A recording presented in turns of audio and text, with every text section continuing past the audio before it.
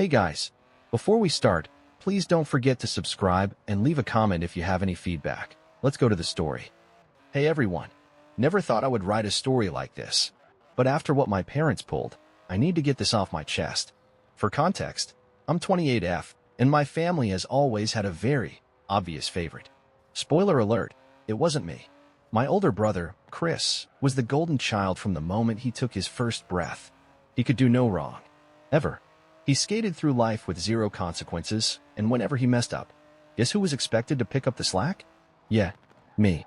I spent years watching him get handed everything while I was treated like the reliable, responsible, and conveniently disposable one. But the second my dream job finally became a reality, my parents expected me to throw it all away for him. And for the first time in my life, I said no. Then I burned everything down. Growing up, it was painfully clear Chris was the star, and I was the understudy. If he got a B on a test, it was a harsh grading system. If I got an A, expected. No big deal. If he broke something in the house, it was a boy being a boy. If I so much as left a cup on the table without a coaster, I got a lecture about respecting household rules. It wasn't even outright cruelty. It was subtle, constant, like a quiet hum in the background, when you don't notice until it stops. And honey, when I finally put an end to it, it was glorious. Holidays were a joke. Chris got the newest gaming consoles, top-of-the-line sneakers, and vacations with his friends. I got practical gifts. One year, I got a set of storage bins. Chris, at the same age, an electric guitar with a freaking amplifier. To this day, the thing sits in my parents' attic, collecting dust. Meanwhile, I spent years learning how to be grateful for the bare minimum. No, don't get me wrong. I wanted to love Chris. I did. But when you grow up in a family like this, resentment isn't just a possibility. It's inevitable. And Chris, bless his oblivious heart, he lapped it up. He didn't just accept the favoritism, he expected it. Entitlement was practically ingrained in his DNA. And why wouldn't it be? Mom and Dad built his throne, gilded it with their unconditional adoration, and let him rule over the family like a king. Meanwhile, I was just the court jester. But here's the thing. I didn't sit around waiting for them to care. I worked my ass off in school, held down multiple jobs throughout college, graduated top of my class, and after years of grinding, I landed my dream job in the exact city I'd always wanted to live in. It was the kind of opportunity people claw their way up for years to get. I was ecstatic, ready to pop champagne, dance around my apartment, the whole deal. So I called my parents, expecting at least a little enthusiasm. And you know what they said? Oh, that's nice, but we need to talk. The moment those words left my mother's mouth, I knew what was coming. And I was right. Chris had screwed up. Again. Except this time, it wasn't just some minor mistake. This time, he had wrecked his life. According to my parents, he was having a difficult time, which, in parental translation, meant Chris had done something monumentally stupid and was now facing real-world consequences. Turns out he had quit his perfectly fine job to find himself. I physically rolled my eyes so hard I nearly saw my brain. But instead of finding himself, he found debt, bad decisions, and a whole mess of problems that needed long-term care. The details were murky, and honestly, I didn't even want to know. Because the real kicker?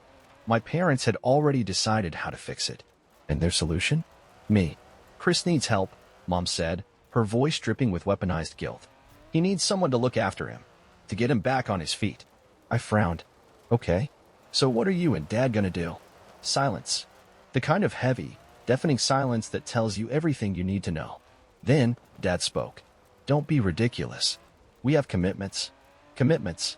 Funny. Because apparently, parenting wasn't one of them. I let out a slow breath. I just got this job, guys. Mom sighed dramatically. Like I had just told her I was personally responsible for global warming. Family comes first, sweetheart. Chris needs you. He's your brother. Ah, yes. The magical family card. Pulled only when it benefited Chris. Why me? I asked. Why do I have to give up everything? Why can't Chris, I don't know, take responsibility for his own life? Dad's voice hardened. Don't be selfish. Your brother is going through a hard time. Right. Because compassion in our house only flowed one way. Upstream, to Chris. Never downstream to me. And that's when something snapped inside me. Years of being the second choice. Years of watching Chris get handed everything while I had to work for scraps. Years of feeling like I didn't matter. I took a deep breath, and for the first time in my life, I said no.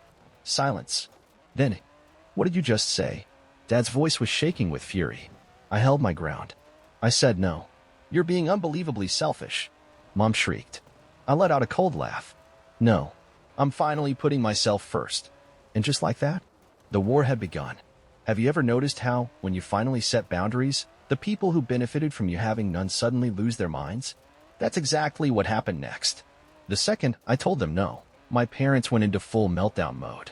Mom started crying. Dad started yelling. And Chris? Chris just sat there, silent. Because he wasn't used to being told no, either. You're abandoning your brother. Mom sobbed. Dad crossed his arms. I didn't raise you to be this selfish. I let out a slow breath. You didn't raise me at all, Dad. That shut him up real quick. The thing about standing up for yourself after years of being the quiet, reliable one? It shocks people. Because they never saw it coming. They expected me to roll over. To cave like I always had. To throw away my future because that's what I was supposed to do. But this time, I wasn't playing their game. You're going to leave your brother behind? Dad asked, voice tight. I tilted my head. You mean the way you guys left me behind my whole life? Mom gasped. Dad's face turned red. Because I wasn't wrong. They had spent years choosing Chris over me. Years of making me feel like I was second place. And now? Now they wanted me to fix his problems? To give up everything I had worked for just so he could be comfortable? Yeah, not happening. Chris finally spoke. Come on, sis. We're family. There it was. The magic word. The one they had never used when I needed help. I stared at him. When have you ever done anything for me? He frowned. That's not the point. But it was. It was exactly the point. Because family had always been a one-way street. One where I gave, and they took. And I was done driving that road. The conversation ended with my parents furious and Chris pouting like a toddler. Mom said something about me ruining the family. Dad said I'd regret this decision. Chris just muttered, whatever. But me? I walked away. And for the first time in my life, I felt free. For a while, things were quiet. Too quiet. No calls. No texts. Just radio silence. And that made me nervous. Because my parents weren't the type to accept defeat. If guilt tripping didn't work, they'd try something worse. And sure enough, a week later, the second wave hit. It started with the flying monkeys. Relatives. Family friends. Even some old neighbors. All suddenly deeply concerned about my decision. I got texts like, I know things are tough, but family is everything. Your mom is heartbroken. She just wants to talk. Your dad is saying you've changed. What's going on? Oh, please. Like, I didn't know exactly where this was coming from. My parents were using every connection they had to shame me into backing down. Too bad for them? I didn't care. Then came the desperation phase. Mom started sending long, dramatic emails about how she and Dad were struggling emotionally because of my betrayal. How Chris was devastated. How no matter what, we'll always be here for you. Which was hilarious, considering they were only there when they needed something. I ignored it all. Every single message. That's when my parents pulled their final move. The nuclear option.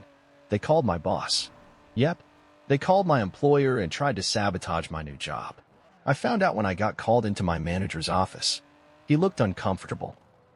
Your parents reached out to us. I blinked. Excuse me. He sighed. They said they were concerned about your well-being. That this job was stressing you out, and maybe you needed time to reconsider your choices. I stared at him. Because holy. *T. They actually tried to make it seem like I wasn't mentally stable enough to work here. I clenched my jaw. I'm fine. My parents just don't like that I told them no for the first time in my life. My boss nodded slowly. That's what I figured. Don't worry. We're not taking them seriously. I exhaled. Thank you. And when I left his office, I had never felt more determined. Because of this? This wasn't just about me getting away anymore. This was war. And I was about to make sure my parents never pulled this *T again. That night, I did something I never thought I'd do. I called a lawyer. Explained everything. The manipulation. The guilt tripping. The attempt to sabotage my job. And you know what he said? You have grounds for a restraining order. I blinked. Wait. Seriously? Yes. This is harassment. And if they keep interfering in your professional life, you could even sue for damages. I sat there, letting that sink in. I had always thought I had no power against them. But maybe maybe I did. And if they wanted a fight, I was about to give them one. Do you ever feel that moment? The one where something inside you just clicks? Like all the years of being pushed around, ignored, and walked over, suddenly hit you at once. And you realize, wait, I don't have to take this SHD anymore. That was me, sitting in my tiny apartment, holding my lawyer's business card, and realizing I was done playing defense. Now, I was going on the attack. The next morning, I called my lawyer back. Let's do it. File the restraining order. He didn't even hesitate. Smart choice. We'll move quickly. And just like that, I put the first real wall between me and my parents. A legal one. One they couldn't manipulate. One they couldn't guilt-trip their way around. And it felt good. For the first time in forever, I wasn't waking up with a pit in my stomach. No more constant stress. No more waiting for the next, we need to talk, ambush. No more text from random flying monkeys telling me I was a terrible daughter. They had no way to reach me now. And I was thriving. My job? Going amazing. My apartment? Finally felt like home. And my mental health? The best it had ever been. But my parents? Oh, they didn't take it well. Not at all. The moment they were served with the restraining order, my phone exploded. Blocked numbers. Fake accounts are messaging me on social media. Even my work email got a few passive-aggressive subject lines like, "Hope you're happy." And my favorite, "Wow, you really hate us that much?" Like they weren't the ones who tried to ruin my life. Like, I just woke up one day and decided, hey, I think I'll disown my parents for fun. No, they had done this to themselves. And now, they were reaping what they sowed. Chris, though, he was a different story. Unlike my parents, he had options. He could have taken this as a sign to grow up, to get his SH*T together, to finally start taking responsibility for his failures. But no, that would have required effort. And Chris was allergic to effort. A few weeks after the restraining order, I got a message from an unknown number. I almost ignored it, but then I saw the name, Chris, and against my better judgment, I opened it, and immediately regretted it. You happy now? You ruined everything. No hello, no apology, just straight up blame. I sighed, rubbing my temples. But he wasn't done. Mom and Dad are miserable. They lost their daughter because of their selfish, heartless son. Oh, so now I was a son. That's how far they were willing to go to erase me. I should have just deleted the message, blocked him. But instead, I replied, because if you wanted to play games, I was about to end it. Chris, I wrote, do you even hear yourself? Do you know how exhausting it's been living in your shadow? Watching Mom and Dad bend over backwards for you while treating me like I barely existed. A long pause. Then, you're just jealous. I laughed. Jealous? Of what? Of having to work for everything I have? Of never feeling good enough? Of being expected to sacrifice my dreams for a brother who wouldn't even lift a finger to help himself? I took a deep breath, typed out one final message, and hit send. I'm not jealous. I'm free. Then, I blocked him. For good this time. Because I was done explaining myself. To him. To my parents. To anyone. And you know what? It felt incredible. No more guilt tripping. No more obligation. Just me, my new life, and a future that was finally mine. And I wasn't going to let anyone take that away from me again. Do you ever realize how quiet life gets when you finally cut off the people draining your energy? It was weird at first. No more waking up to guilt-tripping texts. No more dreading my phone ringing. There will be no more random, passive-aggressive emails from flying monkeys. For the first time in forever, my life wasn't being dictated by their expectations. And man, it felt amazing. Chris? Gone. Blocked on everything. My parents? Legally forbidden from contacting me. And the second they realized they had no more control over me, they panicked. Because they weren't used to not having leverage. They had spent years molding me into the perfect fallback option for Chris. And now, that option was off the table. So, what did they do? They tried to rewrite the narrative. A month after the restraining order, my parents went public. Social media, family group chats, even reached out to old family friends who barely knew me. They started spinning a new story. One where I wasn't just the ungrateful daughter who abandoned her family. No, I was mentally unstable. According to them, I had lost my mind, made up wild accusations, turned on them because of some deep personal issues. And Chris? Poor, innocent Chris was just the tragic collateral damage. I found out when a former coworker sent me a screenshot. And honestly, I should have seen it coming. They weren't stupid. They knew they couldn't control me anymore. So now, they were trying to control how people saw me. And the worst part? It worked. Suddenly, relatives who had been silent for years were crawling out of the woodwork, sending messages like, "I know you're going through something, but family is forever. Your mom is heartbroken. Can't you at least talk to her? You'll regret this one day." I didn't even bother responding, because if these people had cared about me, they would have spoken up years ago. Instead, they only cared now. Now, my parents were playing the victim. It was pathetic. David, my best friend, was the one who finally snapped me out of it. We were sitting in my apartment, scrolling through the latest drama, when he tossed his phone down. "You know what I don't get," he said. "Why do you care?" I blinked. "What? Why do you care what they think? You know the truth. You lived it." They didn't. I exhaled. Because damn, he was right. I was wasting energy worrying about people who never gave a sh*t about me. And that's when I made my final decision. I wasn't just going to ignore them. I was going to make sure they never pulled this sh*t again. Because if my parents wanted to play mind games, fine, let's play. The next morning, I gathered everything. Every text, every email, every fake story they had spun about me. And I forwarded it all to my lawyer. "Can we do anything about this?" I asked. He scanned through it. Then he looked up. "Actually, yes. Defamation. That's what he called it. Because my parents weren't just lying. They were actively trying to damage my reputation. And that was legally actionable. So we filed a formal desist. And when did they get the notice? The reaction was immediate. Another email. From Dad. "I can't believe you'd do this to us. We are your family." The same tired script. Like they hadn't been doing this exact thing to me my whole life. I stared at the email for a second. Then, I deleted it. Because I had bigger things to focus on. Like my future. And they weren't in it. There's something poetic about watching the people who spent years dismissing you suddenly scrambling to control the damage. My parents? They weren't used to losing. They weren't used to me standing up for myself. And the second they realized I wasn't just going to roll over and take it, they panicked. And that's when things got interesting. The cease was a wake-up call for them. For the first time, they understood. This wasn't just a family dispute. This wasn't something they could smooth over with fake apologies. They had spent months trying to ruin me. And now, they were facing real consequences. And the best part? They were terrified. The fake stories? Deleted.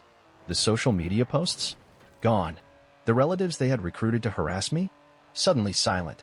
Because when you put people like them under actual scrutiny, they crumble. Like cowards. And Chris? Oh, he was fuming. Because for the first time in his entire life, he wasn't the golden boy.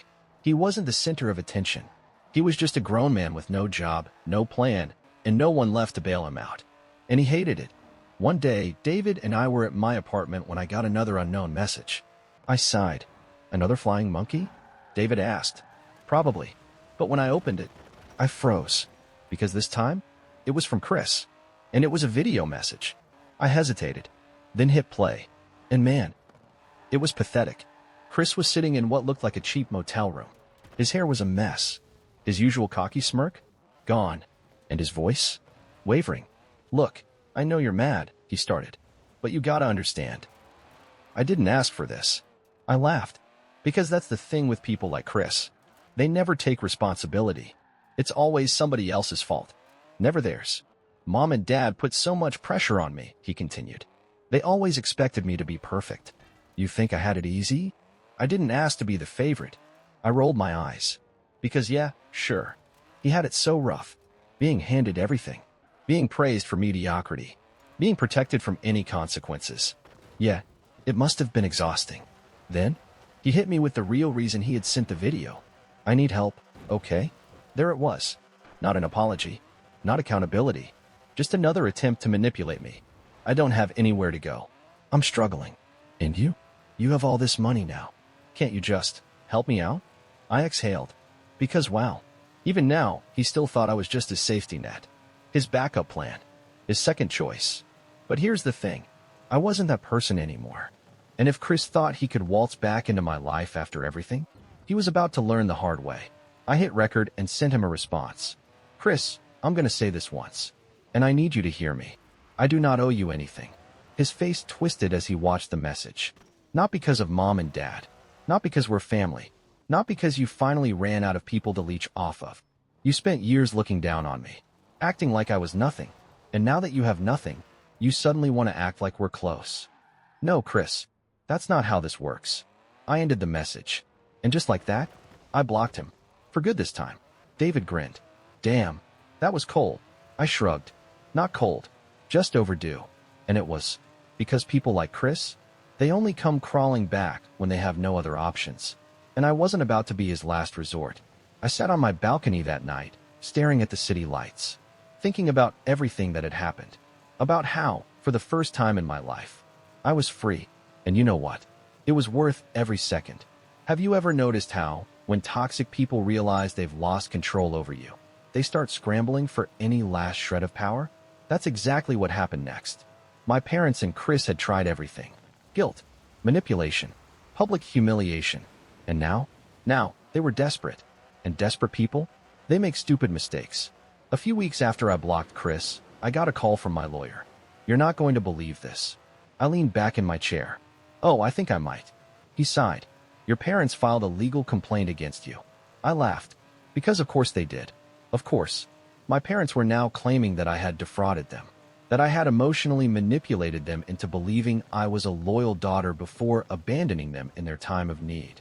The best part? They wanted me to compensate them financially for all the years they invested in me. Let me repeat that. They wanted me to pay them back for raising me, like I was some business investment that didn't pan out. I nearly fell out of my chair laughing. So what's our move? I asked my lawyer. Oh, don't worry, he chuckled. This won't even make it to court. It's baseless. A judge will throw it out instantly. Good. But, he continued, since they're going this far, I think it's time we hit them with something bigger. Like what? A financial audit. And just like that, I realized this wasn't over yet. See, my parents had always lived well beyond their means. Luxury cars, fancy vacations. They always found the money for Chris's hobbies, his college tuition, his new apartment. But when I asked for help, they were suddenly struggling. Turns out, they weren't just bad parents. They were financially reckless, too. And now, I had the power to expose it. You think they're hiding something? I asked. I think, my lawyer said, that if they're bold enough to file a complaint against you, they probably have something to hide. Then let's find out. And just like that, we started digging. Within a week, we had answers. Turns out, my parents were in deep financial trouble. Credit card debt, unpaid loans. And get this, they had taken out a loan in my name years ago without telling me. A huge one, the kind that should have tanked my credit score. Except they had been quietly making payments on it, hoping I'd never find out. And the second I cut them off, they stopped paying. Meaning, I was about to be on the hook for thousands of dollars in debt I never agreed to. I sat there, staring at the documents. My hands were shaking. Because of this wasn't just manipulation. This was fraud. And now, I had the evidence to destroy them. I called my lawyer. Filed charges. He hesitated. Are you sure? They stole my identity. Took out loans in my name. And now they're trying to ruin me legally. I exhaled. I've never been more sure of anything in my life. The legal process was fast. My lawyer filed a formal fraud complaint. We submitted all the evidence. Bank records, loan statements, my parents' signatures forging my name. And within days, my parents were being investigated. Their accounts? Frozen. Their financial mess? Exposed. And the moment they found out, they lost it. I got one last email from my mother. A long, rambling mess of, how could you do this to us? We're your parents. This is just a misunderstanding. I didn't even respond. Because of the irony, they had done this to themselves. They had spent years using me, draining me, taking from me. And now, they were finally paying the price. I sat in my apartment, staring at the city skyline, and I realized something. I wasn't just free from them. I had won. And that was worth everything. There's a special kind of peace that comes when you finally realize you don't owe anyone a damn thing. Not your time, not your energy, and not your forgiveness. For the first time in my life, I felt free. The fraud investigation moved quickly. Turns out, my parents weren't just bad at hiding their tracks. They were downright sloppy. They had forged my signature on multiple loans. They had rerouted money through fake business accounts. And when did authorities start looking deeper? They found even more financial skeletons. It was bad. Like, potential jail time is bad. And I had no sympathy. Then came the final email. From my father. No more manipulation. No more, we're family. Can't we fix this? Just 5 simple words. You'll regret this one day. I stared at the screen for a moment. Then, I laughed. Because he was so wrong. I would never regret this. Not for a second. My parents lost everything. Their house? Gone. Their credit? Destroyed. The golden child they spent their whole lives worshipping? Chris? He did what he always did. Ran. He disappeared the moment things got hard. Because that's what happens when you raise someone to never take responsibility. And now? For the first time, my parents had nobody left to bail them out. You'd think I'd feel satisfaction. That I'd be gloating, celebrating, rubbing it in. But the truth? I didn't feel anything at all. Because people like them? They were never worth my energy to begin with. And now? Now, they were just a distant memory. I moved on. Focused on my career. On my real family, the people who had been there for me. David. My coworkers. People who treated me with respect, not obligation. And life? Life was damn good. Sometimes, I think back to that moment. Standing in my childhood home, watching my parents demand that I give up my future for Chris. Watching them act like I was just some spare part in their perfect little machine. Like I was meant to exist for their benefit. And I smile. Because I finally learned the truth. I wasn't just an afterthought. I was never theirs to control. And now? Now, I belong to myself. And that's worth more than anything they could have ever given me.